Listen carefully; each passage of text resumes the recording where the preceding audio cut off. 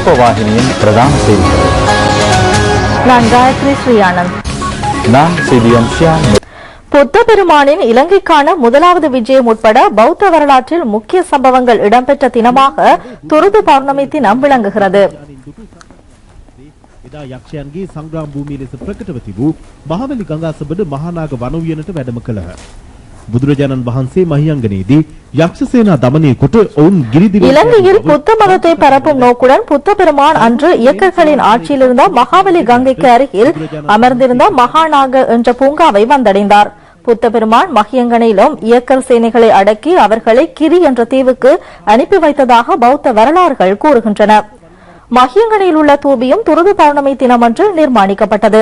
இந்த தூபி 7 அடி உயரத்துக்கு நீல மாணிக்க கற்களினால் நிர்மாணிக்கப்பட்டது என்றும் வரலாறுகள் கூறுகின்றன. புத்த பெருமான் பரிநிர்வாணம் அடைவதற்கு முன்னர் மகியங்கனை தூபி நிர்மாணிக்கப்பட்டுள்ளது. துருது பௌர்ணமி தினத்தை முன்னிட்டு அலரி மாளிகையிலும் சமய நிகழ்ச்சிகள் இடம்பெற்றன. சங்கைக்குரிய வத்துருவில ஸ்ரீ சுஜாத தேரர் அனுசாசனம் வழங்கினார். පහුගිය වකවානුවන්හි අපේ රටේ මහා අඳුරු කාල පරිච්ඡේද තිබුණා. ඒ අඳුරු කාල පරිච්ඡේද හමුවේ අපි මොනතරම් අසරණ භාවයන්ට පත් වුණාද? වෙන දෙයක් නෙවෙයි. ඊළඟ මොහොත අපිට ජීවත් වෙන්න වෙයිද දන්නේ නැහැ. ඒ තරමටම අවිනිශ්චිත බව අපේ ජීවිතවල උදා වුණා. හැබැයි අපේ පිනට වන ජාතිය පිනට පහළ වුණු අපේ අතිගරු මහින්ද රාජපක්ෂ ජනාධිපතිතුමා නිසා අවිවාදයෙන් අපි කවුරුත්ම පිළිගන්න ඕන. මේ රටේ පැවතිච්ච දරුණු 30 වසර අපේ රට ගිලගනිපු ඒ බියකරු ත්‍රස්තවාදී යුද්ධය අවසන් කරලා ජාති ආගම් කුලමල ભેද වලින් තොරව අපි කාටත් එක පවුලක පිරිසක් හැටියට ජීවත් වෙන්න අවශ්‍ය මඟ පෙන්වීම ඔබතුමා සිද්ධ කළා. இலங்கை ரூபவாகினி கூட்டுத்தாபனம் துருது பௌர்ணமி தினத்தை முன்னிட்டு பிபில வியாங்கல்ல ரஜமகா விகாரையில் இருந்து சமய நிகழ்ச்சிகளை நேரடியாக ஒளிபரப்பு செய்தது. இந்தியாவின் கபிலவஸ்துபுரவில் இருந்து பல வருடங்களுக்கு முன்னர் எடுத்து வரப்பட்ட புத்த பெருமானின் புனித சின்னம் வஸ்கடுவ ஸ்ரீ சுபதி ரஜமகா விகாரையில் மக்களின் தரிசனத்திற்காக வைக்கப்பட்டுள்ளது. பெருந்திரளான பக்தர்கள் அங்கு வருகை தந்து வழிபாடுகளில் ஈடுபடுகின்றனர். இந்த புனித சின்னத்தை மக்களின் தரிசனத்திற்காக வைக்கும் நிகழ்வு ஜனாதிபதி மஹிந்த ராஜபக்சவின் கலந்து கொள்ளலுடன் நேற்று ஆரம்பமானது. அரசுக்கும் நாட்டுக்கும் நல்லாசி வழங்குவது இதன் நோக்கமாகும்.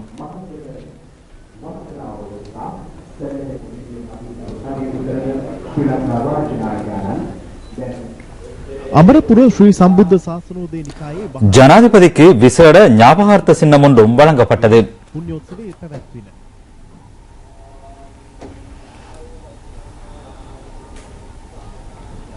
ජනාධිපතිතුමාට විශේෂ සමරු තිලිනයක්ද පිරිනැමින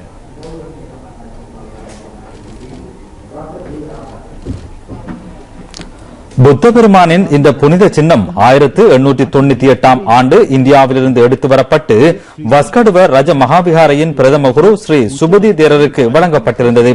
இவர் பாலி, சமஸ்கிருதம் உட்பட பல மொழிகளில் பாண்டியத்துவம் பெற்றிருந்தார். இவர் பௌத்த மதத்தின் மேம்பாட்டிற்காக பல சேவைகளை ஆற்றியவராவார். சுபதி தேரரினால் பாவிக்கப்பட்ட மற்றும் அவர் எழுதிய நூல்கள், ஓலைச்சுவடிகள் என்பவற்றை கொண்ட அருங்காட்சிசாலை நேற்று திறந்து வைக்கப்பட்டது.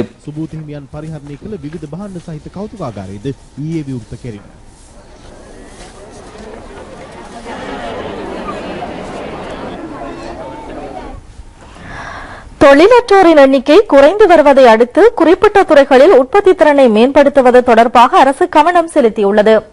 இதற்கான துரித நடவடிக்கையாக அத்துறைகளில் உட்கட்டமைப்பு வசதிகளை மேம்படுத்துமாறு மத்திய வங்கி அரசுக்கு அறிவித்துள்ளது. தெற்காசிய பிராந்தியத்தில் தொழிலற்றோரின் எண்ணிக்கை குறைந்த நாடாக இலங்கை விளங்குகிறது. 2005 ஆண்டு தொடக்கம் நாட்டில் 1,25,000 பேருக்கு தொழில் வாய்ப்புகள் கிடைத்துள்ளன. 2005 ஆண்டு 45,000 பட்டதாரிகளுக்கு அரசு துறையில் தொழில் வாய்ப்புகள் கிடைத்தன.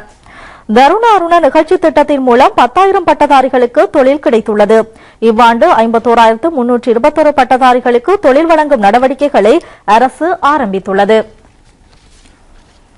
30 வருட கால பயங்கரவாதத்திலிருந்து மீட்டெடுத்த நாட்டின் ஸ்திரத்தன்மையை குழப்புவதற்கு சில சிறிய சக்திகள் முயற்சித்து வருவதாக அமைச்சர் டலஸ் அழகப்பெரும தெரிவித்துள்ளார். இவர்கள் சமயம் என்ற போர்வையில் இந்த நடவடிக்கையில் ஈடுபடுவதாக தங்கல்லையில் நடைபெற்ற கூட்டம் ஒன்றில் உரையாற்றுகையில் அமைச்சர் இதனை தெரிவித்தார். இந்திய நட்சத்திர நடிகர் கமலஹாசனின் விஸ்வரூபம் திரைப்படம் தொடர்பாக நீதிமன்ற தீர்ப்பு எதிர்வரும் 28ஆம் தேதி வழங்கப்பட உள்ளது. இந்த திரைப்படம் தொடர்பாக இஸ்லாமிய அமைப்புகள் எதிர்ப்பு தெரிவித்ததை அடுத்து தமிழ்நாட்டு உயர்நீதிமன்றம் இதற்கு தடை உத்தரவு பிறப்பித்துள்ளது. உளவுத்துறையை துணைப்பொருளாக கொண்ட விஸ்வரூபம் திரைப்படம் இஸ்லாமிய மக்கள் தொடர்பாக தவறான கருத்தோட்டத்தை ஏற்படுத்துவதாக இஸ்லாமிய அமைப்புகள் சில குற்றம் சாட்டியிருந்தன. இந்திய இஸ்லாமிய அரசியல் கட்சிகள் சிலவும் இதற்கு எதிர்ப்பு தெரிவித்திருந்தன. தமிழகத்தில் 34 லட்சம் இஸ்லாமிய மக்கள் வாழ்கிறார்கள். இலங்கையிலும் இந்த திரைப்படத்தை தற்காலிகமாக இடைநிறுத்த அமைச்சரவை தீர்மானித்ததாக அமைச்சர் கெஹலிய ரம்புக்வெல தெரிவித்தார். அவர் தனது கருத்தில் தற்போது தற்காலிகமாக நிறுத்தப்பட்டுள்ளது, ஆனால் இது நிரந்தரமான இடைநிறுத்தம் என்று கூற முடியாது. தணிப்பு சபை தீர்மானம் ஒன்றை எடுக்கும் என்று குறிப்பிட்டார். අද ෂෙඩියුල් කරලා තිබ්බ එක නතර කරා. ඒ නතර කරේ ඒ සම්බන්ධව නැවත වරක් බලලා මම ඒක කියන්නේ සදාකල් සමහරක් විට සෙන්සර් බෝඩ් එකෙන් ඒක සෙන්සර් කරලා තියෙනවනම් விஸ்வரூபம் திரைப்படம் இலங்கையில் திரையிடப்படுவதை தாமதிக்க திரைப்பட கட்டுப்பாட்டாளர் சபை தீர்மானித்ததாக அதன் தலைவர் காமினி சுமனசேகர குறிப்பிட்டுள்ளார். තාවකාලිකව මේක තහනම් කරන්න හේතු දෙකක් තිබුණා. පළවෙනි තමයි මේ චිත්‍රපටය පිළිබඳව தமிழ்நாடு அதிகாரණයට පෙත්සමක් ඉදිරිපත් කර තිබීම. සමහර දර්ශක திரைப்படத்தை தவறுதலாக புரிந்து கொண்டமை இந்த நெருக்கடிக்கு காரணம் என்று அதன் தயாரிப்பாளர் கமலஹாசன் தெரிவித்துள்ளார். இந்தியாவின் மொத்த சனத்தொகை 125 கோடியாகும். அங்கு இன நட்புறவை சீர்குலைக்கும் எந்த ஒரு செயற்பாடுகளுக்கும் மத்திய அரசோ மாநில அரசோ இடமளிக்க மாட்டாது என்பதற்கு இந்த திரைப்படம் மீதான தடை உத்தரவு சிறந்த உதாரணம் என்று சமூக ஆய்வாளர்கள் தெரிவிக்கின்றனர். அம்பாறை பிரதேசத்தில் ஏற்பட்ட நிலநடுக்கங்களுக்கு மனித செயற்பாடுகள் காரணமாக இருக்கலாம் என்று புவிச்சரிதவியல் ஆய்வு பணியகம் தெரிவித்துள்ளது. நேற்று காலை 2 நில அதிர்வுகள் ஏற்பட்டன. இவை புவி நடுக்க அளவீட்டு இயந்திரங்களில் பதிவாகியுள்ளன. கடந்த நவம்பர் மாதம் முதல் இதுவரை சுமார் 15 நிலநடுக்கங்கள் ஏற்பட்டுள்ளன. இது சம்பந்தமாக புவிச்சரிதவியல் ஆய்வுகள் பணியகம் ஆராய்ச்சிகளை மேற்கொண்டு வருகின்றது. சேரநாயக்க சமுத்திரத்தை அண்டிய வன ஒதுக்கு பிரதேசத்தை கேந்திரமாக கொண்டு இந்த நிலநடுக்கங்கள் ஏற்படுவதாக ஆய்வுகள் மூலம் தெரிய வந்துள்ளது. இந்த நிலநடுக்கத்துடன் பாரிய வெடிப்பு சத்தங்கள் கேட்பதாகவும் பிரதேசவாசிகள் தெரிவித்துள்ளனர். கிழக்கு மாகாணத்தில் கடந்த சில நாட்களாக பெய்த கடும் மழை காரணமாக மக்களின் நாளாந்த வாழ்க்கை நிலை பாதிக்கப்பட்டுள்ளது. வீதிகள் மற்றும் வீடுகளில் வெள்ள நீர் நிறைந்துள்ளது. வயல் நிலங்கள் வெள்ளத்தில் மூழ்கியுள்ளன. பற்றில் 4650 குடும்பங்களைச் சேர்ந்த 16,000 மக்கள் பாதிக்கப்பட்டுள்ளனர். இவர்கள் நலன்புற நிலையங்களில் தங்க வைக்கப்பட்டு சமைத்த உணவு வகைகள் வழங்கப்படுகின்றன. 150 வீடுகள் சேதமடைந்துள்ளன. பிரதான வீதிகள் உட்பட பல வீதிகளும் வீடுகளும் நீரில் மூழ்கியுள்ளன. மாநகர சபை முதல்வர் ஏ அகமது ஜக்கி தலைமையிலான குழுவினர் நிவாரண நடவடிக்கைகளை மேற்கொண்டுள்ளனர். ஆலையடிவேம்பு பிரதேச செயலக பிரிவுக்குட்பட்ட பல கிராம சேவையாளர் பிரிவுகளில் உள்ள வீடுகள் வெள்ளம் காரணமாக சேதமடைந்துள்ளன. வீடுகள், பாடசாலைகள், கோவில்கள், வீதிகள் என்பவற்றில் வெள்ள நீர் நிறைந்துள்ளது. இது வடிந்தோடுவதற்கென சின்னமுகத்துவார கடற்கரை பிரதேசம் மக்களால் தூண்டப்பட்டு வடிச்சல் மேற்கொள்ளப்படுகின்றது. பொலனறுவை மாவட்டத்தில் பெய்த கடும் மழையை தொடர்ந்து மாதிருகோயா பெருக்கெடுத்ததினால் கல்குடா தொகுதியில் உள்ள அறுவடை இடம்பெறவுள்ள 18,000 ஏக்கர் வயல் நிலங்கள் வெள்ளத்தினால் பாதிக்கப்பட்டுள்ளன. இதனால் விவசாயிகள் பெரும் நஷ்டத்தை எதிர்நோக்கியுள்ளனர்.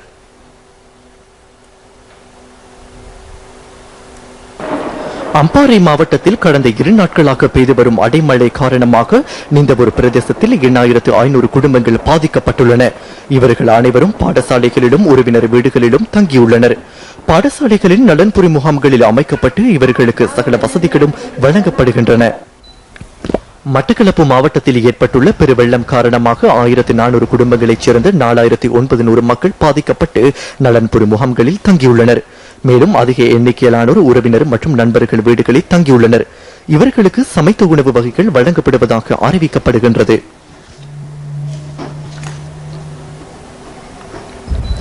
அட்டாளச்சேனை பிரதேசமும் கடும் மழை காரணமாக பெரிதும் பாதிக்கப்பட்டுள்ளது.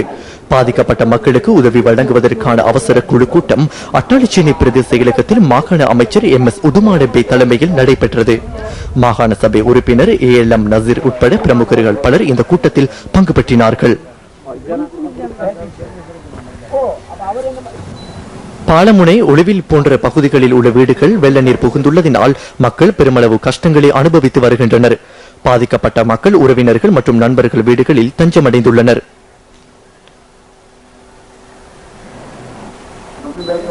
சாய்ந்தமருது பிரதேசத்தில் பாதிக்கப்பட்ட மக்களுக்கு நிவாரணம் வழங்குதல் மற்றும் வெள்ள நீரை அகற்றுதல் சம்பந்தமான உயர்மட்ட கூட்டம் பிரதேச செயலாளர் ALM சலீம் தலைமையில் பிரதேச செயலகத்தில் நடைபெற்றது. கல்முனை மாநகர முதல்வர் கலாநிதி சிராஸ் மீரா சாகிப் உட்பட உயரும் அதிகாரிகள், சிவில் அமைப்புகளின் பிரதிநிதிகள் ஆகியோர் இதில் கலந்து கொண்டனர்.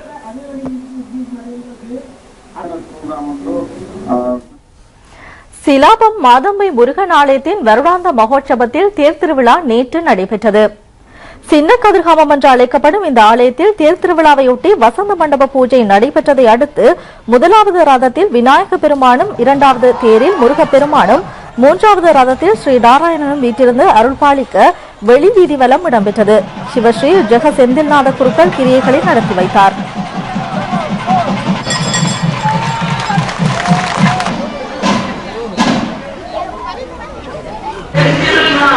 ஹட்டன் ஸ்ரீ கதிர்காமம் கோவிலின் வருடாந்த தேர் திருவிழா மற்றும் பால்குட பவனி என்பன இன்று இடம்பெற்றன. ஹட்டன் வில்லடிபுரம் பத்தினி ஆலயத்திலிருந்து ஆரம்பமான பால்குட பவனி ஹட்டன் நகர் ஊடாக வந்து ஹட்டன் கதிர்காம ஆலயத்தில் நிறைவடைந்தது. இம்முறை நடைபெற்ற இந்த ஆலயத்தின் திருவிழாவில் அதிக எண்ணிக்கையான பக்தர்கள் கலந்து கொண்டனர்.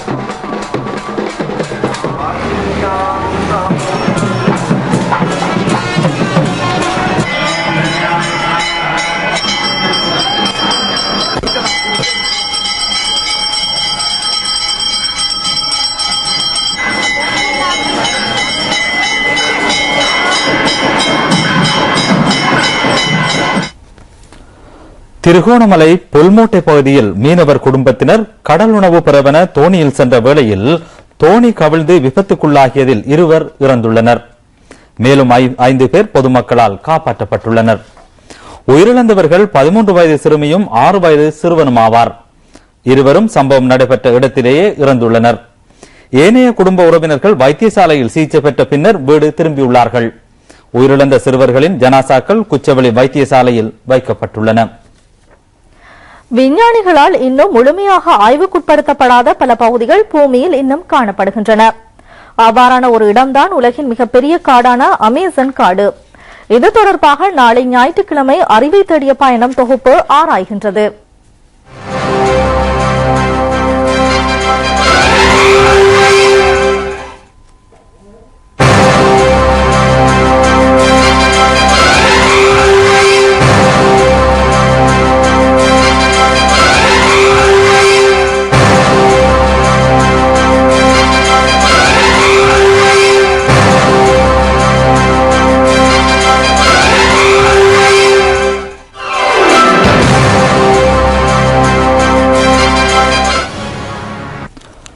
கொழும்பு கோட்டை ஸ்ரீ சம்புத்தாலோக விகாரையில் புத்த பெருமானின் புனித சின்னத்தை வைத்து வழிபடும் நிகழ்வு ஜனாதிபதி மஹிந்த ராஜபக்சவின் தலைமையில் இன்று இடம்பெற்றது. ஜனாதிபதி இன்று காலை விகாரைக்கு சென்றிருந்தார்.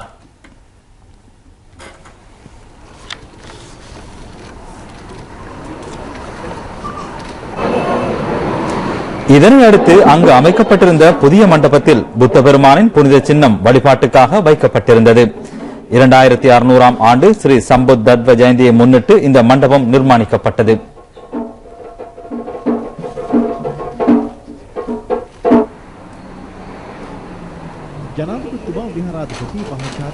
ஜனாதிபதி விகாரையின் பிரதம குருவான சங்கைக்குரிய இத்தமலியே இந்திரசார தேரரையும் சந்தித்து சுகலனம் விசாரித்தார்.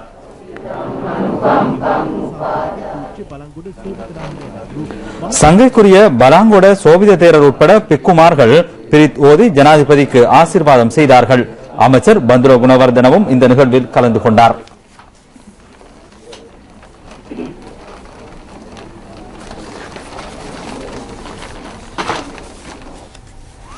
கிண்ணியா கட்டையாறு களப்பு பகுதிக்கு பெரும் கடலிலிருந்து ராட்சத மீன் ஒன்று நேற்று மாலை கரை ஒதுங்கியுள்ளது. இறந்த நிலையில் காணப்பட்ட இந்த மீன் கடற்தொழிலாளர்களினால் கண்டுபிடிக்கப்பட்டு கரைக்கு கொண்டு வரப்பட்டது. இந்த மீனின் முகப்பு பகுதியில் வெட்டு காயங்கள் உள்ளன. ரத்தம் வடிந்த நிலையில் மீன் காணப்பட்டது. இந்த மீனை பார்வையிடவென இரவு வேளையிலும் மக்கள் திரண்டு வந்த வண்ணம் உள்ளனர். போலீசாரும் விசாரணையில் ஈடுபட்டுள்ளார்கள். என்ன மீன் இது?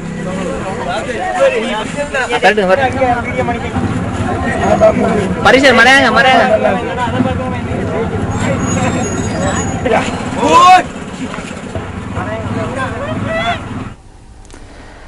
2011 ஆண்டு உயர்தர பரீட்சையில் சித்தியடைந்த மாணவர்கள் மார்ச் 27ஆம் தேதி பல்கலைக்கழகங்களுக்கு சேர்த்துக் கொள்ளப்படுவார்கள் என அமைச்சர் SP திசாநாயக்க தெரிவித்துள்ளார்.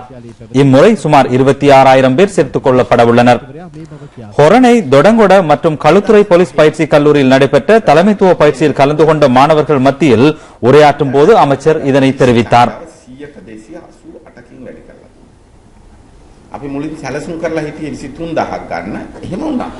பல்கலைக்கழகங்களுக்கு மாணவர்களை சேர்த்துக் கொள்ளும் போது அதற்கான வயதெல்லை தொடர்பாக புத்திஜீவிகள் பல யோசனைகளை முன்வைத்திருப்பதாகவும் அமைச்சர் குறிப்பிட்டார். ஐக்கிய தேசிய கட்சியின் மக்கள் பிரதிநிதிகள் ஒரு பொதுவான அரசியல் வேலை திட்டத்துக்கு அமைய செயற்பட வேண்டுமே ஒழிய தனிப்பட்ட பொதுமக்கள் சேவைகளில் ஈடுபட முடியாது என்று ஐக்கிய தேசிய கட்சி தலைவர் ரணில் விக்ரமசிங்க தெரிவித்துள்ளார். ஐக்கிய தேசிய கட்சியின் தலைமைத்துவத்துக்கு இருக்கும் அதிகாரங்களுக்கு அமைய இதற்கான உத்தரவு பிறப்பிக்கப்பட்டது.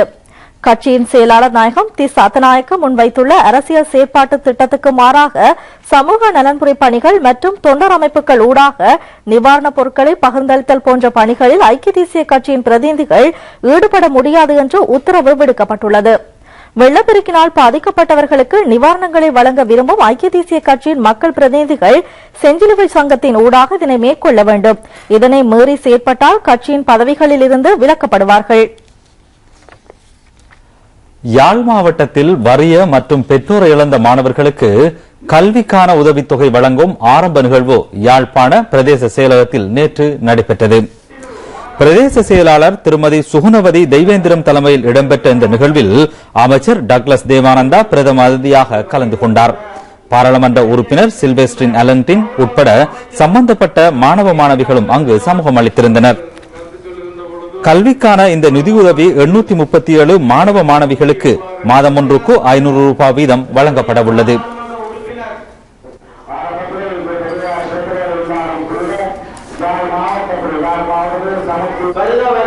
வரவேற்பதில் மகிழ்ச்சி அடைகின்றோம். ஆகவே இந்த உதவி திட்டங்களுக்கு எல்லாம் இங்கே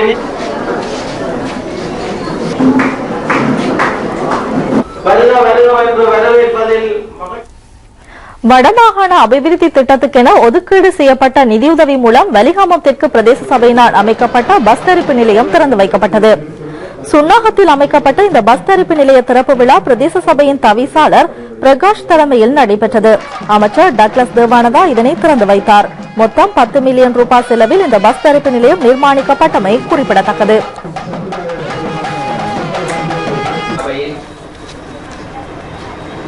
கட்டியெழுப்புவதற்காக பாடுபடுகின்ற கொண்டிருக்கின்ற வேலைகள் வந்து சிறப்பித்துக் கொண்டிருக்கின்ற நலன்களை முன்னிறுத்தி கோரிக்கைகளை முச்சக்கர வண்டி உரிமையாளர் இந்தியாவின் 64வது குடியரசு தினம் இன்றாகும்.